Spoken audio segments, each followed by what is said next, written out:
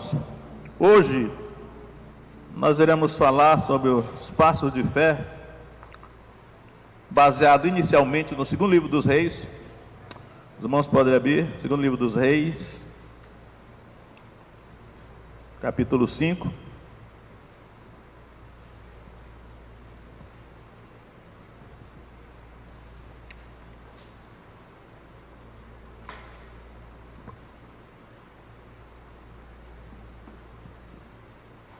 Segundo livro de Reis, capítulo 5, a partir do verso 20.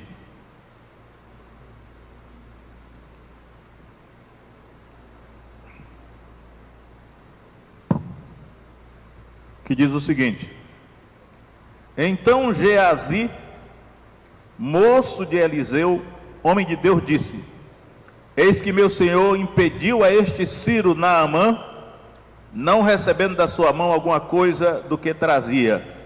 Porém vive o Senhor que hei de correr atrás dele e receber dele alguma coisa. E correu Geazi para alcançar Naamã. Então Naamã, vendo que corria atrás dele, desceu do carro para encontrá-lo e disse-lhe: Vai tudo bem? E ele disse: Tudo vai bem. Meu senhor me mandou dizer: Eis que agora mesmo vieram a mim 2 jovens dos filhos dos profetas da montanha de Efraim. Dá-lhes, pois, 1 talento de prata e 2 mudas de roupas. E disse Naamã: Sê servido tomar 2 talentos. E insistiu com ele, e amarrou 2 talentos de prata em 2 sacos, com 2 mudas de roupas, e os pôs sobre 2 dos seus servos, os quais os levaram diante dele. E chegando ele a certa altura, tomou-os das suas mãos e os guardou na casa. Despediu aqueles homens e eles se foram. Então ele entrou, pôs-se diante do seu senhor. E disse-lhe Eliseu: De onde vens? Geazi. E disse: Teu servo não foi nem a uma nem a outra parte. Porém ele lhe disse: Porventura não foi contigo meu coração, quando aquele homem voltou do seu carro a encontrar-te? Era a ocasião para receberes prata, e para tomares roupas, olivais e vinhas, ovelhas e bois, servos e servas. Portanto, a lepra de Naamã se pegará a ti e a tua descendência para sempre. Então saiu de diante dele leproso, branco como a neve. Amém. Então, vamos fazer algumas considerações aí nesse texto. Eu poderia intitular essa mensagem: o discípulo leproso, né? Porque esse Geazi era um discípulo do profeta Eliseu, era o discípulo. Mas eu quero iniciar dizendo o seguinte: da onde veio essa lepra, né? Da onde veio essa lepra? Eu digo aos irmãos: a lepra veio da Síria. Então a lepra aí não nasceu em Israel, ela veio da Síria. Vamos ler o primeiro versículo do capítulo 5 do segundo livro de Reis. Diz assim: E Naamã, chefe do exército do rei da Síria, era um grande homem diante do seu senhor e de muito respeito, porque por ele o Senhor dera livramento aos sírios. Era este homem herói valoroso, porém leproso. Então, irmãos, eu quero explorar a seguinte tese: que a doença que surge no nosso corpo geralmente tem uma origem espiritual. É o que se chama hoje de doenças psicossomáticas, né?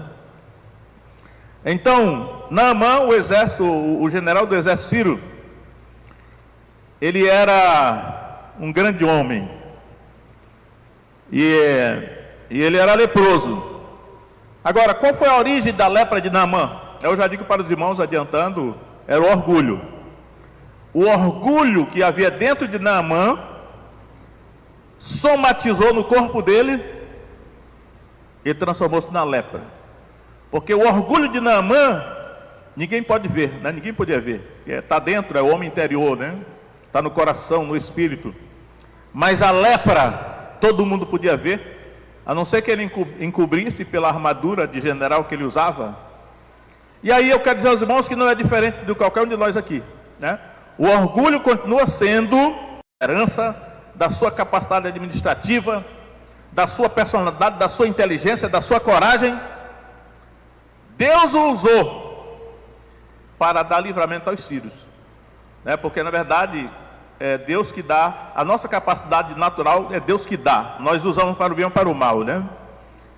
E aí, é por isso que ele era orgulhoso, porque uma pessoa assim, que não tem muita qualificação, uma pessoa simples, né? O Novo Testamento ele aponta muito para o mendigo, né? Então, por exemplo, Bartimeu, que era mendigo e cego, dificilmente Bartimeu seria orgulhoso, porque estava lá, né, na sarjeta. E não é diferente hoje, né? As pessoas pouco qualificadas, pouco capacitadas, dificilmente elas serão orgulhosas, né? Porque não tem mesmo de que se orgulhar.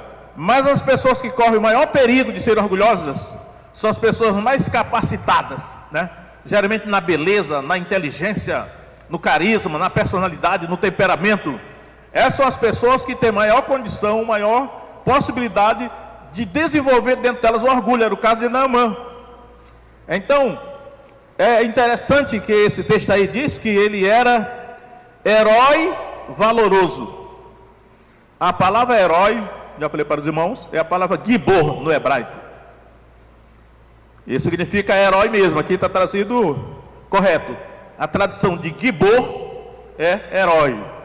Em Gênesis capítulo 6, os descendentes dos Nefilins eram Hagiborins, ou seja, os heróis que houve na antiguidade, né? Que o Antigo Testamento chama de Refaim, eram gigantes.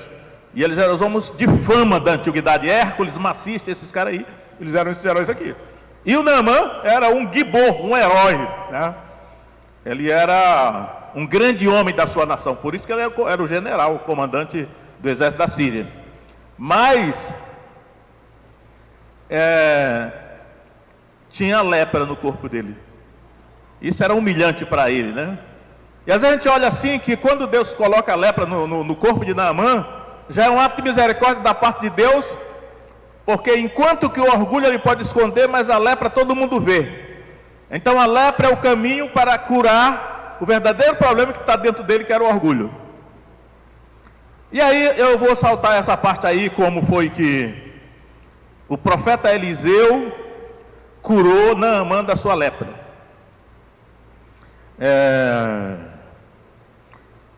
O profeta Eliseu morava em Samaria. Eu quero lembrar bem os irmãos aqui que ele morava em Samaria. Está aí no texto, vamos ver aqui para conferir mesmo, vamos ir lá. Verso 3, segundo livro de Reis 5:3, diz assim: e disse esta a sua senhora: oxalá que o meu senhor estivesse diante do profeta que está em Samaria, ele o restauraria da sua lepra. Então a menina da terra de Israel, ela revelou isso aí, né? O Naamã, aliás, Eliseu morava em Samaria, e ele curou Naamã. Aí a gente pensa assim, mas e essa lepra foi para onde? Porque ela saiu de Naamã, ficou dentro do rio Jordão. Para onde foi essa lepra? Ninguém sabe, né? Mas aí, vamos analisar agora o discípulo de Eliseu. O discípulo do profeta Eliseu é uma figura de qualquer um de nós aqui, né? Porque ele era um discípulo. E o discípulo não era o profeta. Aqui tem o profeta, que era Eliseu, tinha o general sírio, que era a autoridade secular, e tinha o discípulo Geazi. A palavra Geazi significa Geazi significa lírio do vale da visão. Vale da visão, Geazi. E aí, irmãos, eu quero mostrar o seguinte, né? Já vimos aqui que o Geazi acabou ficando leproso. Como é que um discípulo do profeta se tornou leproso? Novamente um problema. Vamos olhar para dentro dele, né? Um pecado começou a se formar dentro do coração de Geazi. Eu acho interessante que quando a Bíblia fala da queda de Satanás, Ezequiel 28, diz assim: perfeito eras nos teus caminhos, desde o dia em que foste criado, para criar do nada, até o dia que se achou iniquidade em ti. Então Deus achou iniquidade dentro do coração daquele anjo, que essa iniquidade eu acho que não veio de lugar nenhum, porque não tinha pecado na criação de Deus, então ela nasceu dentro do coração de Lúcifer. Agora, no caso aqui de Geazi, eu vou logo dizer para os irmãos qual era o pecado dele. O pecado que brotou, que começou a se desenvolver no coração de Geazi, pode ter vários nomes. Um deles é cobiça. Os 10 mandamentos, o 10º mandamento é: não cobiçarás. Pode ser também chamado de ganância. O Novo Testamento chama muito de avareza, né? Só que em português a palavra avareza passou a ser entendida como sendo uma pessoa que não gosta de gastar dinheiro e tal, né? Mas a palavra avareza é uma palavra técnica no Novo Testamento. Avareza é o amor ao dinheiro, né? Por isso que Paulo diz que o amor ao dinheiro é a raiz de todos os males. Então, nasceu no coração de Geazi o pecado da ganância, da cobiça, da avareza, amor ao dinheiro, por bens materiais. Porque, e é muito assim, é oportuno para nós aqui, porque a função de profeta, e aí eu digo hoje, né? Hoje, por exemplo, a função de pastor, né? A função que o profeta tinha lá no Antigo Testamento, hoje são os pastores que têm. E não era uma profissão que desse muito dinheiro. E aí imagine o discípulo do profeta. O discípulo do profeta não tinha nada. Ele era literalmente um escravo. Ele vivia para servir o profeta, tá? Que tem uma hora que diz assim, que Eliseu derramava água sobre as mãos de Elias, ou seja, era o servo, fazia o papel de escravo. Geralmente o profeta já era um homem velho. Então o moço de Eliseu era aquele jovem que tinha mais força física e que andava com o profeta para servi-lo.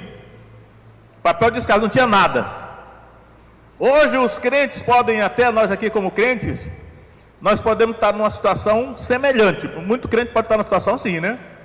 Olha, eu não tenho nada, ou tenho quase nada, mas o fulano é rico, aquele ímpio lá é rico, né? Eu preciso ter alguma coisa na minha vida. É bom ter coisas, mas só que essas coisas não podem controlar o nosso coração, né? Se você ainda pode ter alguma coisa, tenha, mas se não tiver, não vai fazer a menor diferença na sua salvação, no seu relacionamento com Deus, né? Então, nessa condição, o Geazi não se conformou em ser uma pessoa que não tinha nada, né? Até porque o Naamã levou um presente para Eliseu, só que Eliseu não aceitou. Aí o Naamã, que era o discípulo, disse: olha, o meu senhor, o profeta Eliseu, é muito besta, pois eu não vou entrar nessa não, de não aceitar nada. Eu vou atrás dele e vou pegar alguma coisa para mim, vou fazer o meu pé de meia. E aí, irmão, foi aí que Satanás pegou o Geazi, né? Colocou no coração dele cobiça, ganância, avareza, desejo por adquirir ilegalmente bens materiais. E aí, a Bíblia diz assim, né? Um abismo chama outro abismo, aos ruídos das tuas catadupas. Ou seja, um pecado atrai o outro. Ele já estava com o pecado dentro do coração. E aí ele foi e mentiu, inventou uma história, ele correu atrás do general sírio, Naamã, e ele inventou uma história. Olha, vieram 2 jovens da montanha dos profetas e o meu senhor mandou pedir para você mandar 1 talento de prata, 2 mudas de roupa para ele, roupas finas. Ele mentiu, já inventou uma mentira, né? Então, se nós pudermos prosperar, vamos prosperar. É bom prosperar, né? Mas a nossa prosperidade não pode provir nem da mentira, nem do engano, da desonestidade, da ilegalidade, de nada que seja contra a lei de Deus, né? Aí ele mentiu. E aí o general disse: em vez de 1 talento, leva 2 talentos. Ser servido de pagar 2 talentos.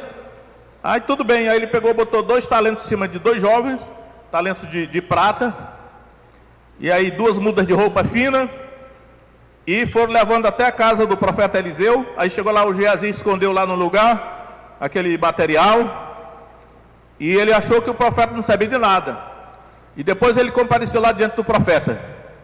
Aí, irmãos, eu acho interessante essa pergunta que o profeta Eliseu faz a Geazi, verso 25, parte B. De onde vens, Geazi? Olha só, de onde vens, Geazi? Parece a pergunta que Deus fez para Adão lá no paraíso: Adão, onde estás? Essa foi a pergunta que Deus fez para Adão. Como se Deus não soubesse, né? Deus não faz pergunta para obter resposta. É uma pergunta retórica, né? Então, o profeta disse: de onde vem, Geazi? Eu posso imaginar que o Geazi ali, né, todo desconfiado: teu servo não foi a parte alguma. E aí o profeta disse: porventura não foi contigo o meu coração, quando aquele homem saiu a te encontrar? Isso era a hora de você receber esses benefícios materiais, né, como que vendendo o ministério, tornando o ministério alguma coisa de comércio, negócio. E aí, irmãos, eu vejo aí que o profeta Eliseu, ele gostava de amaldiçoar, né? Não sei quantas vezes na vida do profeta Eliseu ele amaldiçoava pessoas. Não sei se era Deus que colocava no coração dele ou se era dele mesmo, mas ele gostava de amaldiçoar, né? Então, o profeta Eliseu amaldiçoou o seu discípulo Geazi, verso 27. Portanto, a lepra de Naamã, a lepra de Naamã, eu disse, a lepra veio da Síria, a lepra era de Naamã. E aí, o orgulho de Naamã era que dava respaldo, que dava força para a lepra permanecer no corpo dele. E aí, somente quando ele se dispôs do orgulho, quando ele praticou um ato de humildade, foi que a lepra saiu dele, né? O profeta Eliseu mandou dizer para ele: vai e mergulha 7 vezes no Rio Jordão e serás purificado, ficarás purificado da tua lepra. E em princípio ele não quis ir, porque ele era orgulhoso, né? Ele já tinha a sua própria maneira de ser curado. Agora eu pensei que o profeta ia aparecer diante de mim, colocar a mão sobre o leproso, invocar o seu Deus e ia me curar. Mas os servos dele deram conselho para ele. Então, o primeiro ato de humildade dele, do Naamã, foi que ele deu ouvidos aos conselhos dos seus servos, né? Meu senhor, se o profeta tivesse dito alguma coisa difícil, porventura não a farias? Quanto mais dizendo ele, mergulha 7 vezes no Jordão. E aí, irmãos, aí eu digo para vocês, olha, ouvir conselhos é um ato de humildade. E aqui eu quero falar para os jovens, olha, eu tenho percebido que na nossa geração, os jovens não gostam de ouvir conselho. Quer dizer, nem um ser humano gosta de ouvir conselho. Mas os jovens que deveriam ouvir conselho dos seus pais, não ouvem mais conselho dos seus pais. Satanás conseguiu manipular. Então, ouvir conselhos é um ato de humildade. Porque geralmente o nosso orgulho, porque todos nós fomos contaminados pelo orgulho de Satanás, todos nós. A nossa vida cristã é um processo para nos purificar do orgulho, né? Nos submeter, ouvir conselhos. Isso faz parte do treinamento de Deus para nos tornar humildes. A Bíblia diz, para sermos participantes da sua santidade. Jesus era manso e humilde de coração. E aí, pela primeira vez, o general Naamã deu ouvido ao conselho dos seus servos. E ele foi lá no Rio Jordão. A Bíblia não diz, mas imaginamos que ele tirou a sua armadura e a lepra foi exposta. E ele mergulhou 7 vezes no Rio Jordão, como o profeta havia mandado. E aí a Bíblia diz, ele ficou purificado, a sua carne tornou-se como a carne de uma criança. E aí, irmãos, a lepra ficou sem dono agora, porque a lepra era a lepra de Naamã, agora ficou sem dono. Só que quando Geazi, o discípulo de Eliseu, caiu nessa mesma cilada, porque foi Satanás que tentou ele, a lepra passou para ele. E é interessante que o Eliseu diz aí: portanto a lepra de Naamã se pegará a ti e a tua descendência para sempre. Então saiu de diante dele leproso, branco como a neve. Agora eu quero ir lá para o Novo Testamento, porque eu quero falar num outro texto que tem a ver com esse. Por isso que eu disse para os irmãos, marque bem aí que Eliseu morava em Samaria. E aí o tema o título da minha mensagem agora seria assim: os descendentes de Geazi. Ou talvez tenha um só. Vamos lá, Lucas 17, verso 11.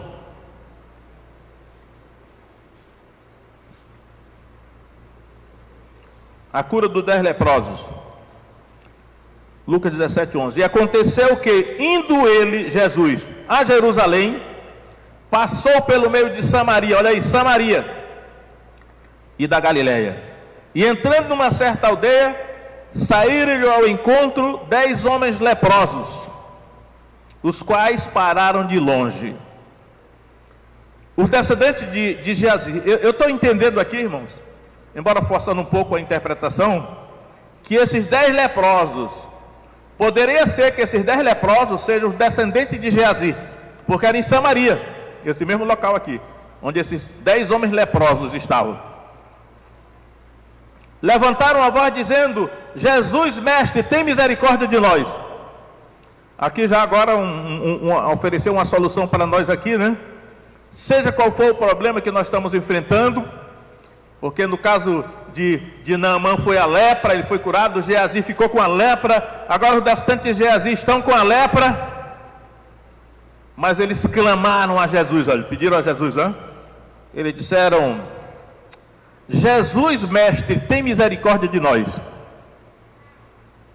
Geralmente as pessoas chamavam Jesus de filho de Davi, né?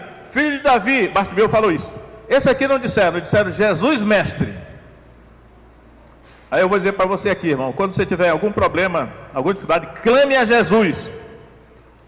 Não adianta clamar para Deus, não, Deus me ajuda, não vai acontecer nada.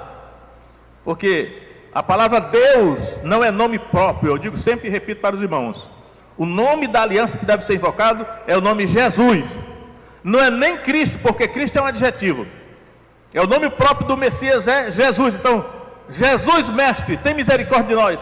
Jesus me ajuda, Jesus me socorre. Você tem que clamar assim. Se você estiver tendo pesadelo à noite, clame: Jesus me ajuda, Jesus me socorre. E ele virá, por causa que é o nome próprio do Messias, o nome que deve ser invocado na aliança. E eles disseram: Jesus, mestre, tem misericórdia de nós. Agora é interessante, irmãos, como é que Jesus agiu. Parece que ele agiu com a maior tranquilidade. Ele disse só o seguinte: e ele, vendo-os, disse: ide, mostrai-vos aos sacerdotes. Vocês perceberam aqui que há uma semelhança muito grande com isso que Jesus falou para esses 10 leprosos, com aquilo que Eliseu falou para Naamã: vai e mergulha 7 vezes no Rio Jordão, e você vai ficar purificado da lepra. Ó, vai e mergulha 7 vezes no Jordão. É uma ordem que o profeta deu para Naamã. Agora Jesus diz: ide, mostrai-vos aos sacerdotes. Uma ordem que ele deu. É muito semelhante. Ele só disse isso. Ora, o ensino do Antigo Testamento é que não havia médico em Israel. Os médicos de Israel eram os sacerdotes. E eram os sacerdotes que tinham autoridade para declarar o homem imundo ou purificado da lepra, ou limpo. Em Levítico capítulo 13 e 14 dois extensos capítulos sobre a lepra, e era o sacerdote que tinha autoridade para declarar a pessoa limpa ou ainda leprosa. Aí Jesus disse: ide mostrar-vos aos sacerdotes. Quer dizer, Jesus honrou a lei, o Antigo Testamento, mas a questão é o ato de obediência. Aqui tem um segredo, irmãos. Um ato de obediência é o que cura, que diz aí: e aconteceu que, indo eles, ficaram limpos. Quando Naamã mergulhou 7 vezes, ficou limpo, purificado. Esses aqui, quando foram em obediência à ordem de Jesus, ficaram limpos. Um ato de obediência. A cura que você está procurando, a solução do problema que você está vivendo, pode ser respondida só disso, num ato de obediência. Quem me conhece sabe que quando eu vejo acontecer qualquer problema, e alguém diz: vamos orar, convoca todo mundo para orar. Eu digo: não, orar não resolve. Muitas vezes orar não resolve. Eu já vi não sei quantas pessoas morrerem, que todo mundo da cidade orou por ela, quase todo mundo. E a pessoa morreu assim mesmo. Quando meu irmão ficou doente agora esses dias, a minha irmã disse, vamos abrir um grupo de oração. Eu veio no meu coração, não, mas eu fiquei com vergonha, digo, então abre. A minha irmã abriu o grupo de oração, relógio de 24 horas de oração. E aí quando eu vi lá na internet o relógio de 24 horas de oração, eu falei, não vou botar meu nome nesse relógio, porque eu não acredito nisso. Mas quando eu vi mais tarde que a minha irmã quase não tinha ninguém, eu fiquei constrangido. Eu falei assim, bota o meu nome aí de 3 às 4 da madrugada. Aí botaram lá. Eu sabia que minha irmã ia orar de 2 às 3. Aí quando foi 2 horas da manhã, eu olhei aqui, a minha irmã entrou no relógio de oração para orar. Aí eu falei para ela, eu vou orar, vou entrar junto contigo. Aí eu entrei também. Aí eu orei de 2 às 3 junto com ela, depois de 3 às 4 sozinho. Não sei se ela orou também lá, porque minha irmã é mulher de oração, né? Mesmo assim o meu irmão morreu assim mesmo. Depois os irmãos, muita gente entrou, e meu irmão morreu assim mesmo. Aí quando foi agora recentemente, eu passei a sentir uma dor no peito. Passei 5 dias com a dor no peito. Eu digo, acho que eu estou tendo um infarto. Mas eu me levantava de madrugada e de noite ali. De vez em quando eu tomava uma aspirina Prevent, que é indicada para a prevenção contra o infarto. Mas depois de 5 dias, eu digo, rapaz, a qualquer momento eu vou ter um infarto. Noite e dia sem a dor no peito. Aí minha irmã me ligou e disse assim, tu quer que eu faça um grupo de oração? Eu falei, não. Eu não acredito nisso aí, não. Eu digo, vou ao cardiologista. Liga aí, procura o cardiologista. Entramos lá, procuramos vários cardiologistas. Até daqui a 10 dias vaga. Eu digo, se eu não for hoje, eu vou morrer. Eu acho que eu vou morrer. Aí finalmente apareceu uma lá, não tem uma vaga para hoje. Eu digo, bota aí. Quanto é a consulta? R$350. R$350 de consulta. Aí cheguei lá, a médica me pesou, mediu a minha pressão. Eu só me lembro se ela não fez o exame de glicose, glicemia. A minha pressão estava 16/9. Aliás, nos últimos tempos, todo dia eu me acordava de manhã, eu media a pressão 16/9. Aí a médica cardiologista ficou admirada. Ela, olha, ainda bem que o senhor veio hoje aqui. Ela me deu logo o medicamento para baixar a pressão ali. E me passou uma série de medicamentos que eu estou tomando desde então. E aí a dor no peito sumiu. Naturalmente eu estou numa rigorosa dieta de açúcar. A minha glicemia hoje deu 113. E a minha pressão deu 14/7. Deveria ser 12. Nesses dias que ela passou, já teve dia que deu 12/7. Normalmente vinha dando 13/7 e hoje deu 14. Mas o que eu quero dizer é o seguinte, o que eu aprendi ao longo da minha vida, olha. Às vezes esse negócio de vamos orar não passa de uma desculpa para a pessoa não obedecer a Deus. Tem gente que está em desobediência, aí vamos orar, e manda todo mundo orar, mas o problema não vai ser resolvido, porque Deus não está querendo saber da oração, quer saber da obediência. Um ato de obediência por parte da pessoa resolve o problema, mas pode todo mundo orar, não vai acontecer nada, se a pessoa não obedecer a Deus. É ato de obediência, né? Se Deus está cobrando algo, obedeça a Deus, porque quando Jesus disse, ide e mostrai-vos aos sacerdotes, quando eles forem em obediência à ordem de Jesus, eles foram curados. Nem chegaram onde os sacerdotes estavam, foram curados. Aí eu quero dizer aqui para terminar, irmão, que tem 2 princípios aqui, é a fé. O que está aqui em operação é a fé. Então, existe uma fé para obedecer. A Bíblia chama de obediência da fé, porque você pode obedecer sem fé ou com fé, né? Mas existe a obediência da fé. Então, quando esses homens obedeceram a ordem de Jesus, aquilo era fé, é um tipo de fé para curar. Então, a fé para curar é em ato de obediência. Você examina a sua vida e vê em que você está desobedecendo a Deus, você passa a obedecer. Não precisa ninguém orar, não, é só você obedecer. Agora, o desfecho aqui é isso aqui, veja só. E um deles, vendo que estava curado, voltou glorificando a Deus em alta voz, e caiu aos seus pés com o rosto em terra, dando-lhe graças. E este era samaritano. Olha só, irmão, por isso que eu digo, este era samaritano, porque o Geazi provavelmente era samaritano também. Pelo menos morava em Samaria, né? E este aqui que voltou era samaritano. Respondendo, Jesus disse: não foram 10 os limpos? Onde estão os 9? Não houve quem voltasse para dar glória a Deus, senão este estrangeiro. E disse-lhe: levanta-te e vai, a tua fé te salvou. É outro tipo de fé. Os 9, eles tiveram fé para obedecer e foram curados. Mas esse samaritano, além dele ter tido fé para obedecer e foi curado, ele no ato espontâneo, porque ele não recebeu nenhuma ordem. Jesus não disse assim: ide mostrar-vos a sacerdote, depois voltai a mim. Ele não falou isso não. Ele só: ide mostrar-vos a sacerdote. Esse samaritano teve um insight, e aí ele espontaneamente, de livre e espontânea vontade, ele voltou glorificando a Deus, e ele prostrou-se aos pés de Jesus. Esse ato dele se prostrar aos pés de Jesus é um ato de rendição, né, que chama-se adoração.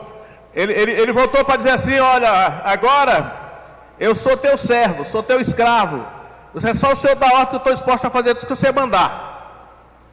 Ele foi salvo. Aí com esse tipo de fé que salva, porque aqueles que foram curados da lepra podem ter ido para o inferno depois que morreram, mas esse aqui, além da cura física, ele também foi salvo. Aí eu digo para vocês, irmãos, você pode ir até o ato de você obedecer. Obedecer vai trazer a cura, um padrão de vida melhor, mas aquilo que você faz espontaneamente, sem Deus ter mandado, para glorificar a Deus, para servir a Jesus, é um tipo de fé que traz a salvação. Aí eu quero concluir com, está aí mesmo no capítulo 17 de Lucas, capítulo 17, verso 10. Jesus contou uma historinha, mas eu vou ler só o verso 10, onde diz assim: assim também vós, quando fizerdes tudo o que vos for mandado, dizei: somos servos inúteis, porque fizemos somente o que devíamos fazer. Então aquele que obedece é servo inútil. Para ser além de servo inútil, tem que fazer mais do que o que foi mandado. Então, qual é a lepra que está na sua vida? Aí eu lhe digo para você: atos de obediência e atos espontâneos, mesmo que Deus não tenha mandado, para glorificar a Deus, para servir a Jesus, ser agradecido, né? Ninguém voltou para dar glória a Deus senão este estrangeiro. Gratidão, né? Voltar para servir, depois de receber a bênção, é um ato de gratidão, e Deus se agrada da gratidão, né? Nós sermos agradecidos. Então agora nós iremos orar, e aí eu vou pedir com os irmãos que estão trazendo os seus problemas, quinta-feira após quinta-feira, diante de Deus, para pedir uma solução, uma vitória. Os irmãos que estão eu vou dizer aqui, do segundo ao sétimo passo, eu vou pedir que venham à frente.